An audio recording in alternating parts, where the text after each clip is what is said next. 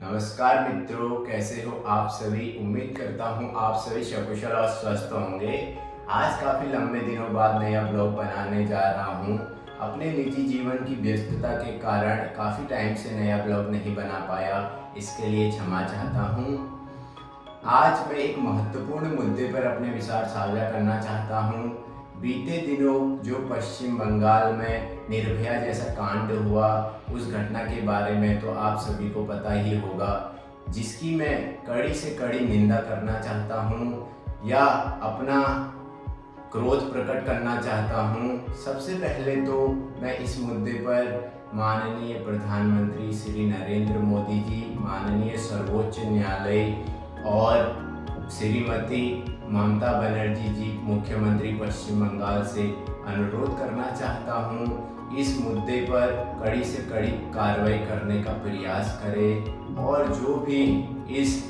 मुद्दे या इस घटना के दोषी हैं उनको कड़ी से कड़ी सजा दिलाने का कष्ट करें। एक तरफ तो हमारे देश में बेटी बचाओ बेटी पढ़ाओ, स्वच्छ भारत अभियान, डिजिटल इंडिया आदि अनेक ऐसी योजनाएं हैं जो भारत सरकार द्वारा चलाई जा रही हैं। इन योजनाओं से न सिर्फ हमारे देश का विकास हुआ है, बल्कि संपूर्ण विश्व में हमारा देश एक अग्रणी देश बनकर उभरा है।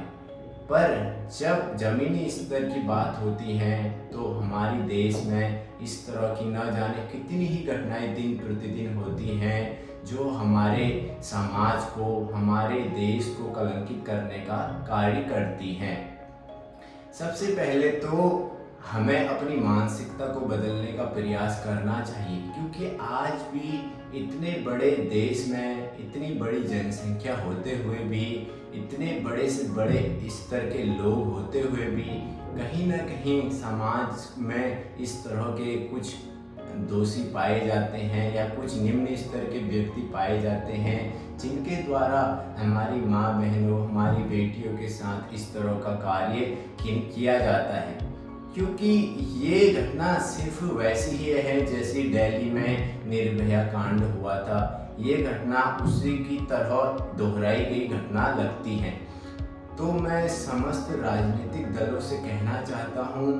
कि इस पर अपनी कोई उल्टी सुल्टी प्रतिक्रिया न देते हुए सभी दल एक साथ मिलकर जो दोषी पाए जाते हैं उनके खिलाफ कड़ी से कड़ी कार्रवाई करने का कष्ट करें। वैसे तो मुख्यमंत्री ममता बनर्जी जी अन्य राज्यों में जब किसी तरह की घटनाएं होती हैं तो सबसे पहले अपना विरोध प्रकट करती हैं, और जब उनके राज्य में इस तरह की घटनाएं हुई तो वो दोष किसी और पर थोपने का कार्य कर रही हैं। उनको किसी और पर अब इस तरह के दोष थोपने के बजाय उन दोषियों के खिलाफ कड़ी से कड़ी कार्रवाई लेने का कष्ट करना चाहिए, क्योंकि वो उस राज्य के मुख्यमंत्री हैं, उस राज्य का प्रशासन, उस राज्य का समस्त कानून व्यवस्था उनके अंदर आती है। तो मैं उनसे अनुरोध करना चाहता हूँ कि इस तरह की घटनाएं तुम्हारे राज्य में ना हो। बीते काफ़ी समय से मैं बंगाल में ऐसी घटनाओं को देख रहा हूँ। कभी किसी के घर जलाए जाते हैं, कभी हिंदुओं पर अत्याचार किया जाता है, कभी क्या इस तरह की अनेक घटनाएं होती रहती हैं जो समाज को कलंकित करने का कार्य कर रही हैं। हाँ, तुम्हारा देश, हाँ तुम्हारी राज्य, हाँ तुम्हारा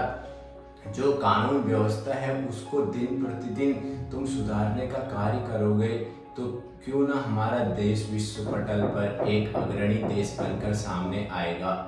मैं पुनः माननीय प्रधानमंत्री, सर्वोच्च न्यायालय भारत सरकार और माननीय मुख्यमंत्री ममता बनर्जी जी से कहना चाहता हूँ या अनुरोध करना चाहता हूँ कि इस जो घटना है इस पे जो दोषी पाए जाएंगे उनके खिलाफ ऐसी कार्रवाई करने का कष्ट करें कि समाज में कोई अन्य व्यक्ति द्वारा कभी न कभी इस तरह का कार्य या करने की इन कार्यों को चेष्टा कभी न की जाए। तो मैं अपने विचार इसी मुद्दे पर प्रकट कर रहा हूँ और मैं पुनः कहना चाहता हूँ कि इस तरह के अभियान, इस तरह के को चलाने की बजाय हमारे देश में ऐसे कानून व्यवस्था लागू की जाए जहां हमारी बहन बेटियों, जहां हमारी माताओं को समाज के किसी भी क्षेत्र, समाज में कभी भी कहीं भी जाने में कोई कष्ट महसूस या कोई डर का माहौल महसूस ना हो उनके अंदर, वो कभी भी कहीं भी जा सकें, उनके लिए एक ऐसी कानून व्यवस्था की जाए। ऐसी व्यवस्था के लिए मैं माननीय योगी जी का बहुत बहुत आभार प्रकट करना चाहता हूँ, क्योंकि उन्होंने इतने बड़े प्रदेश में इस तरह की व्यवस्था लागू की, इस तरह की कानून व्यवस्था की जो प्रक्रिया लागू की है,